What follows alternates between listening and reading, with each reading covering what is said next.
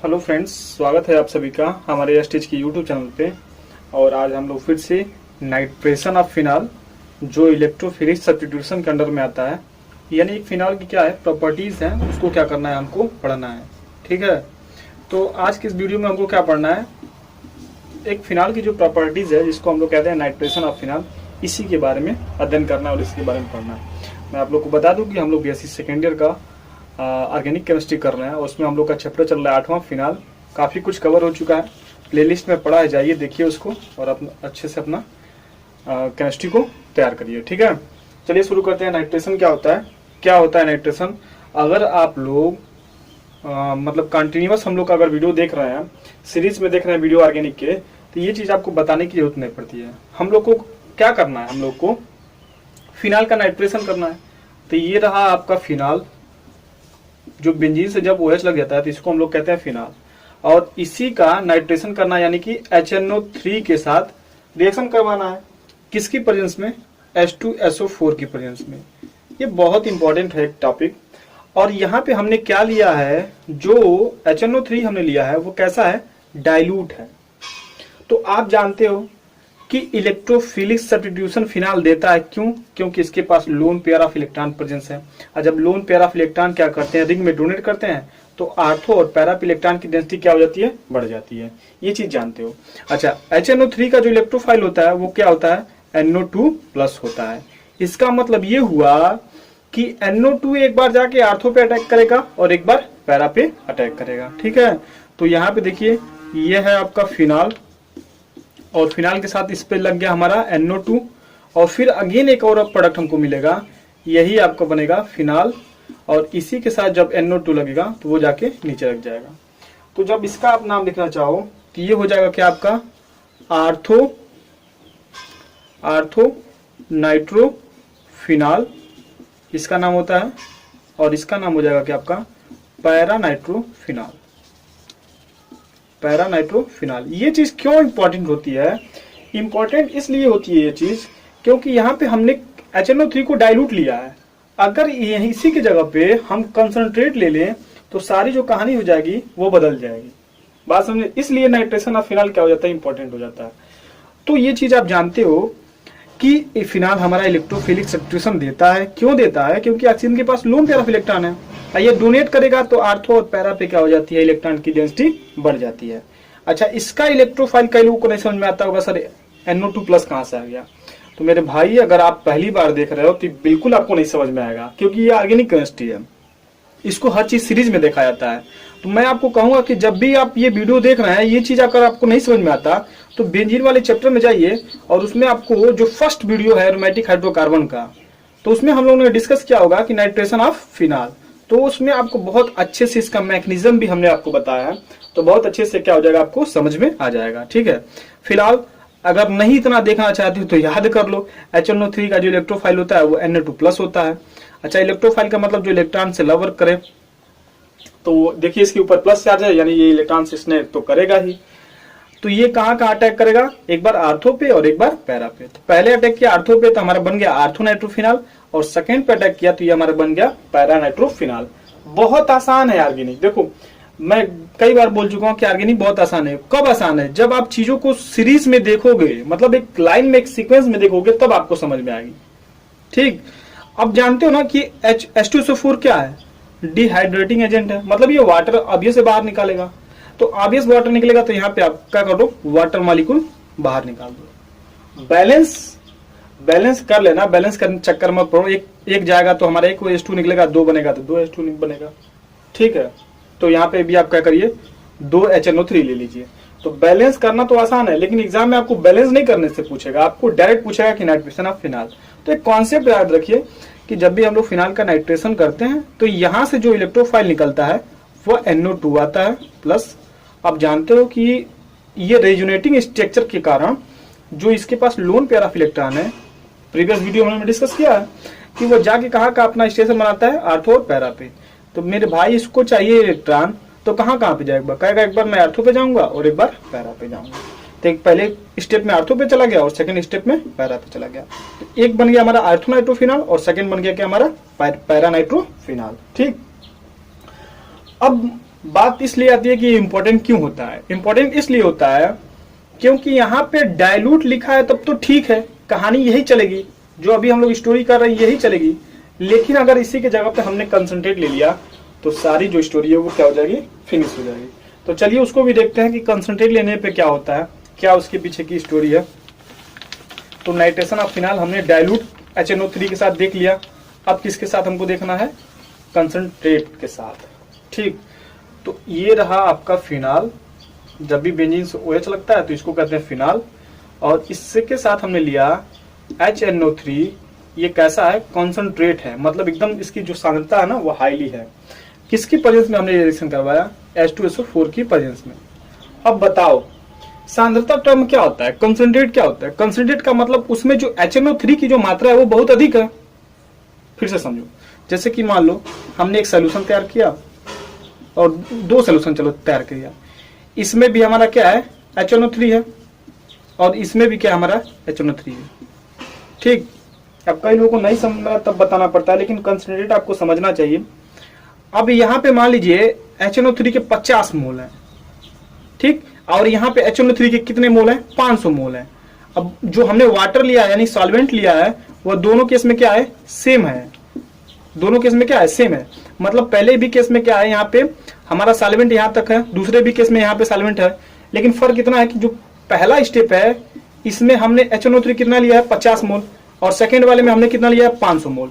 अब बताओ भीड़ कहाँ पे है, यहाँ पे है, क्योंकि यहाँ पे 500 लोग इकट्ठा हुए हैं, तो यहाँ की जो सांद्रता है, कंसंट्रेशन है, वो बहुत अधिक है। तो मेरे कहने का सेंस यही है कि जब भी आप HNO3 कंसंट्रेट ले रहे हो तो जो आप सोल्यूशन तैयार किए हो उसमें इसकी मात्रा बहुत अधिक है। बात समझ आ गई कि नहीं आ गई। तो कंसंट्रेट का मतलब होता है मात्रा, नंबर ऑफ सॉल्यूट पार्टिकल क्या उसमें बहुत अधिक है। तो इसमें क्या हो जाएगा, आपका HNO3 है उसमें बहुत अधिक हो जाएगा, और जब HNO3 बहुत अधिक हो जाएगा तो यहां से जो NO2 की बनने की कैपेसिटी है वो भी क्या हो जाएगी, बहुत अधिक हो जाएगी। अगेन अगर मैंने यहाँ पे कंसंट्रेट HNO3 लिया तो कंसंट्रेट HNO3 लेने का मतलब उस सोल्यूशन में हमारा HNO3 के मॉलिक्यूल बहुत अधिक हैं, और जब HNO3 के मॉलिक्यूल उस कंटेनर में अधिक हैं तो जो आप इलेक्ट्रोफाइल बना रहे हो NO2, ये क्या हो जाएगा, इसका भी नंबर बहुत अधिक हो जाएगा। तब ये क्या करेगा, ये तीनों पोजीशन पे फटाफट अटैक कर देगा। जैसे मान लो ये फिनाल है, आप जानते हो कि रेजोनेटिंग स्ट्रक्चर से इसका जब लोन पेयर घूमता है तो आर्थो पैरा पे अपना इलेक्ट्रॉन रोकता है। तो जो ये इलेक्ट्रोफाइल है, अब ये नहीं कि स्टेप वाइज अटैक करेगा, एक बार आर्थो पे एक बार पैरा पे, ना ना ना ना। अब क्या करेगा, ये फटाफट तीनों पोजीशन पे अटैक कर देगा, क्योंकि इसकी संख्या इतनी अधिक है ये अपने आप को क्या करेगा, कंट्रोल नहीं कर पाएगा। बोलो बात समझ आ गई कि नहीं आ गई। तो ये आपका प्रोडक्ट बन जाता है, इसको कहते हैं 2,4,6 ट्राइनाइट्रोफिनाल। क्या कहते हैं इसको, 2,4,6 ट्राइनाइट्रोफिनाल। अगर ये स्टोरी आपको समझ में आई तो ठीक, वरना ये पकड़ के बैठ रखो कि कंसंट्रेट जब होता है तो इसके आर्थो पैरा यानी तीनों पोजीशन पे अटैक कर देता है। मैं एक आपको कॉन्सेप्ट दे रहा था कि ऐसा क्यों होता है। ऐसा इसलिए होता है कि यहाँ पे HNO3 जो है ना ये कंसंट्रेट है। कंसंट्रेट का मतलब इस ये जो आपने लिया है जिस मतलब पात्र में, उसमें इसकी मात्रा अधिक है, और जब इसकी मात्रा अधिक है तो NO2 की बनने की कैपेसिटी भी क्या हो जाएगी, अधिक हो जाएगी। और जब इसकी अधिक हो जाएगी कैपेसिटी तो इसको बर्दाश्त नहीं हो पाएगा, ये अपने आप को रोक नहीं पाएगा कि चलो भाई मैं एक बार आर्थो पे अटैक कर रहा हूँ, एक बार पैरा पे अटैक करूंगा, ना ना। अब इसकी संख्या इतनी अधिक है कि फटाफट क्या होता है, अटैक कर देता है हर एक पोजीशन पे। आप लोगों ने देखा होगा कभी, ये सब चीजें लाइफ मतलब रियल लाइफ में भी होती हैं। आपने कभी देखा हो कि भीड़ में बस पे चढ़ते हुए, मान लीजिए आपका क्या है, बस है, इसमें भीड़ में कभी चढ़ते हुए देखा है। जब भीड़ कम रहेगी तो एक एक लोग आराम से इसमें क्या करेंगे, चढ़ेंगे। अगर भीड़ कम रही तो, अगर भीड़ बढ़ गई तो पता चला कोई खिड़की से चढ़ा, कोई साइड से चढ़ गया, कोई कहीं से चढ़ गया, मतलब जगह नहीं मिलेगी किसी को, क्योंकि यहाँ पे जो लोगों की कंसंट्रेट मतलब है ना, इसकी जो सांद्रता है वो बहुत अधिक है। ये अपने आप को क्या करेंगे, फटाफट स्टेबल करना चाहेंगे उस बस पे। सेम कहानी वही यहाँ पे होती है। यहाँ पे हमने कंसंट्रेट लिया तो NO2 की मात्रा बहुत अधिक हो जाती है, और NO2 की मात्रा हर एक पोजीशन पे क्या करता है, जहां जहां इसको जगह मिलता है अटैक कर देता है। और ये तो अपना काम करता है अटैक करने में, लेकिन प्रोडक्ट हमको क्या मिल जाता है, जिसको कहते हैं 2,4,6 ट्राइनाइट्रोफिनाल, और इसी को कहते हैं क्या, पिक्रिक एसिड। पिक्रिक एसिड, ये क्या होता है, पिक्रिक एसिड होता है। ठीक है, तो इसका क्या नाम है, पिक्रिक एसिड। तो यहाँ पे NO2 की मात्रा अधिक हो जाती है, इसके कारण हर एक पोजीशन पे क्या करता है, ये अटैक कर देता है। तो इसका एक जनरल नाम भी होता है पिक्रिक एसिड। और सामान्यतः अगर जाओगे आप तो 2,4,6 ट्राइनाइट्रो, और ये पूरा फिनाल है, और ये हमारा क्या है, पिक्रिक एसिड है। ठीक है, तो आई होप आप लोग को समझ में आ गया होगा नाइट्रेशन ऑफ फिनाल। अगर आपको इसको क्या करना है, मतलब बैलेंस करना है, तो आप यहाँ पे 3 ले लो, यानी कि 3 मोल ऑफ क्या हुए, यहाँ से NO2 निकले हैं, और 3 मोल ऑफ NO2 निकले हैं, तो यहाँ से 3 मोल ऑफ क्या हो जाएगा, वाटर मॉलिक्यूल भी बाहर निकल जाएगा बाई प्रोडक्ट के रूप में। ठीक है, तो आई होप आप लोग को क्या हुआ, नाइट्रेशन ऑफ फिनाल का जो कॉन्सेप्ट है वो क्लियर हो गया होगा। मैं एक बार क्या करता हूँ, इसको फिर से डाइल्यूट और कंसंट्रेट का जो अंतर है उसको मैं आपको बता देता हूँ कि कैसे कैसे ये दोनों में डिफरेंस आप करोगे। जब भी देखो डाइल्यूट तो समझो 2 प्रोडक्ट मिलेगा, एक आर्थो और एक पैरा। जैसे कि मान लीजिए ये आपका रहा फिनाल, ठीक, और जो फर्स्ट हमारी लाइन है उसमें जो हमने लिया है HNO3, वो कैसा लिया है, डाइल्यूट लिया है, डाइल्यूट, और यहाँ पे H2SO4 है। हीट तो मान लीजिए आपको करना ही पड़ेगा, हीट तो आपको देना ही पड़ेगा। तो डाइल्यूट है तो आपको क्या क्या प्रोडक्ट मिलेगा, एक मिलेगा आपको आर्थोनाइट्रोफिनाल, एक मिलेगा आपको आर्थोनाइट्रोफिनाल, और एक मिलेगा क्या आपको, पैरानाइट्रोफिनाल। यहाँ पे NO2 अटैक कर दिया। ठीक, अगर दूसरे केस में, अगर इसी की मैं बात करूं, जो आप HNO3 ले रहे हो, ये कैसा है, कंसंट्रेट है। तो कंसंट्रेट में क्या होगा जानते हो, यहाँ पे NO2 की जो बनने की कैपेसिटी है वो क्या हो जाएगी, अधिक हो जाएगी। तो यहाँ पे फिनाल, ये रहा NO2, ये रहा NO2, और ये रहा NO2। ठीक, तो इसको हम कहते हैं पिक्रिक एसिड, पिक्रिक एसिड इसी को कहते हैं। ठीक है, तो ये दोनों चीजें हैं जो नाइट्रेशन ऑफ फिनाल को क्या करनी है, सेटिस्फाई करती हैं।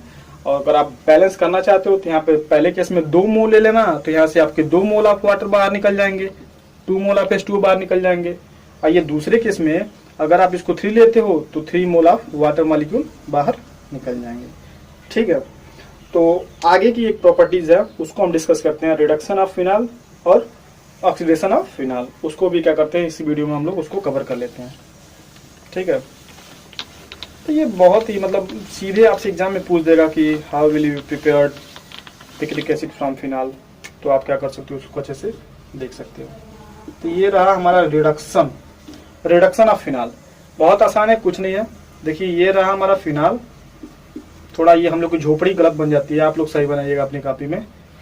मैं इसको झोपड़ी कहता हूँ, फिनाल एकदम झोपड़ी की तरह दिखता है। ठीक है, तो ये रहा आपका फिनाल, इसका आपको क्या करना है, रिडक्शन करना। तो आप जानते हो कि रिडक्शन के प्रोसेस में क्या होता है, रिडक्शन के प्रोसेस में या तो हमारा क्या करेगा, हाइड्रोजन जुड़ेगा, और नहीं तो ऑक्सीजन निकलेगा, और नहीं तो ये दोनों क्रियाएं क्या हो सकती है, साथ में हो सकती हैं। तो आपको फिनाल का रिडक्शन करना है किसकी प्रेजेंस में, जिंक डस्ट, यानी जिंक के जो कण हैं उसके प्रेजेंस में करना है। और क्या करना है, आपको हीट करना है, हीट करना है। तो आप जानते हो ये मेटल है, और मेटल का ऑक्साइड बहुत ही जल्दी बन जाता है। बात समझ आ रही है कि नहीं आ रही है, मेटल का ऑक्साइड बहुत जल्दी बन जाता है। तो ये जिंक क्या करेगा, इस ऑक्सीजन को लेकर निकल गया, बना लिया क्या, जिंक ऑक्साइड, और यहाँ पे आपको बन गया क्या, बेंजीन। तो ये भी कह सकते हो कि जब भी हम लोग फिनाल का रिडक्शन करते हैं तो हमको क्या मिलता है, बेंजीन मिलता है। ठीक है, क्या होगा, बहुत आसान है। जिंक क्या करेगा, इस ऑक्सीजन को लेकर निकल गया, जिंक ऑक्साइड बना लिया, और ये हाइड्रोजन तो रहेगा क्योंकि हाइड्रोजन तो हर एक जगह पे है ना, तो यहाँ पे हाइड्रोजन पड़ा रहेगा अपना, तो ये बेंजीन बन गया। और इसी का एक और हमारा प्रॉपर्टीज है क्या, ऑक्सीडेशन ऑफ फिनाल, तो उसको भी देख लीजिए इसी में। ठीक है, ऑक्सीडेशन ऑफ फिनाल। तो फिनाल का जब भी हम लोग ऑक्सीडेशन करते हैं तो देखो मैं इसका ये डायग्राम बना रहा हूँ, ये हमारा फिनाल हो गया, इसका हमको क्या करना है, ऑक्सीडेशन करना है। 2 मोल ऑफ ऑक्सीजन इसका ले लीजिए, 2 मोल ऑफ ऑक्सीजन, और किसके प्रेजेंस में करवा रहे हो आप, K2Cr2 पोटेशियम डाइक्रोमेट O7 और KMnO4 H2SO4 ले लीजिए, क्योंकि वाटर मॉलिक्यूल हमको बाहर निकालना है। ठीक है, तो ऑक्सीडेशन ऑफ फिनाल में क्या होता है, हमको एक प्रोडक्ट मिलता है बेंजोक्विनोन। यहाँ पे मैं लिख रहा हूँ, इसको दिख रहा होगा आप लोग, ये बनता है बेंजोक्विनोन। ठीक है, और यहाँ से वाटर मॉलिक्यूल क्या होता है, बाहर निकल जाता है। ठीक है, तो इसमें हमने देखा कि रिडक्शन ऑफ फिनॉल और ऑक्सीडेशन ऑफ फिनॉल। देखो समझना है इसको, वाटर मॉलिक्यूल बाहर निकलेगा तो देखो यहां से एक हाइड्रोजन बाहर निकल गया, यहाँ पे भी तो हाइड्रोजन है ना, तो यहां से एक हाइड्रोजन बाहर निकला। फर्स्ट ऑफ ऑल सबसे पहले क्या होगा ऑक्सीडेशन ऑफ फिनॉल में, समझ लो इसका कॉन्सेप्ट। तो यहाँ पे क्या है ना, हाइड्रोजन है। अब ये हाइड्रोजन से इलेक्ट्रॉन खींचेगा तो यह बॉन्ड यहाँ पे शिफ्टिंग होगा, समझ में आ रहा है। अब यह बॉन्ड यहाँ पे शिफ्टिंग होगा तो इस कार्बन की 5 बैलेंसी हो जाएगी, तो फिर ये क्या करेगा, इसको यहाँ पे शिफ्ट कर देगा। देख रहे हो ना, वही बॉन्ड यहाँ पे शिफ्ट हुआ है। पहले केस में क्या हुआ, ये हाइड्रोजन ने अपना बॉन्ड यहाँ पे शिफ्ट कर दिया। दूसरे केस में यह जब इसकी बैलेंसी 5 हो गई तो इसको यहाँ पे शिफ्ट कर दिया। और तीसरे केस में क्या होगा, ये यहाँ पे शिफ्ट कर देगा। समझ में आ रहा है, तीसरे केस में क्या होगा, ये यहाँ पे शिफ्ट कर देगा। तो ये जो आपका ऑक्सीजन है ये हेटेरोलिटिक फ्यूजन होगा।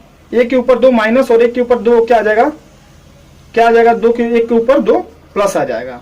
तो समझ रहे हो, तो यहां से जब हाइड्रोजन अपना इलेक्ट्रॉन छोड़ के निकलेगा तो यहां से निकलेगा 2 प्लस के रूप में। देखो एक H प्लस यहां से निकला, एक H प्लस यहां से निकला, 2 H प्लस, और दोनों H किसको ले गए, इस ऑक्सीजन को ले गए, दो O माइनस को, और बना लिए क्या, H2O। उसके बाद से क्या होगा, ये जो आपके पास ऑक्सीजन के ऊपर 2 प्लस दिख रहा है ये यहाँ पे जाके जुड़ जाएगा और ये बन जाएगा आपका बेंजोक्विनोन, इसको कहते हैं बेंजोक्विनोन। ठीक है, तो आई होप आप लोग को ये भी समझ में आ गया होगा कि कैसे ये होता है। बहुत आसान है, कुछ नहीं, ये अपना बॉन्ड यहाँ पे शिफ्ट किया, ये अपना यहाँ पे शिफ्ट किया और ये अपने यहाँ पे शिफ्ट किया। आज जैसे यहाँ पे शिफ्ट करेगा तो मान लो ये इलेक्ट्रॉन तो रहेगा ही यहाँ पे, और हाइड्रोजन ने भी अपना इलेक्ट्रॉन छोड़ के गया है। तो हाइड्रोजन अपना इलेक्ट्रॉन छोड़ दिया और ये वाला इलेक्ट्रॉन यहाँ पे चलाया, ये इलेक्ट्रॉन तो कार्बन के पास रहेगा ही। और उसके बाद से क्या हो जाएगा, ये दो ऑक्सीजन के ऊपर जो 2 प्लस दिख रहा है ये दोनों इलेक्ट्रॉन को क्या करेगा, ले लेगा और क्या बना लेगा, अपना बेंजोक्विनोन का फॉर्मेशन कर लेगा। तो आज की इस वीडियो में हमने देखा कि nitration of phenol, reduction of phenol और ऑक्सीडेशन ऑफ फिनॉल।